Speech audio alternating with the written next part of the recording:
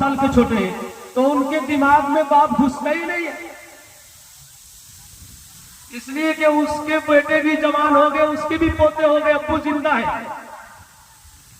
तो आपको बड़े बेटे होने की डिग्री मिल जाए, आपको डीएसपी होने की डिग्री मिल जाए, आपको एसडीओ होने की डिग्री मिल जाए, आपको वजीर आजम बनने की डिग्री मिल जाए, आपका बाप है, कहां जाओगे? किसको अब्बू कहोगे? अब्बू का मतलब है उनके जिगर का टुकड़ा, उनके खून का लोथड़ा। पढ़ लीजिए 18वां पारे का पहला पे, पढ़ लीजिए सूरह हज का पहला पे, पढ़ लीजिए 14वें पारे को, पढ़ लीजिए और 33वें पारे को।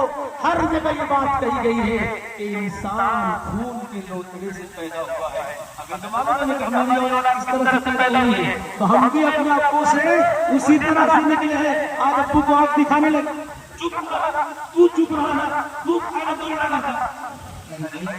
आप साइंटिस्ट हो सकते हो, आप साइंटिस्ट हो सकते हो, लेकिन बाप होने की डिग्री आपको नहीं मिल सकती है। कहां से लाओगे?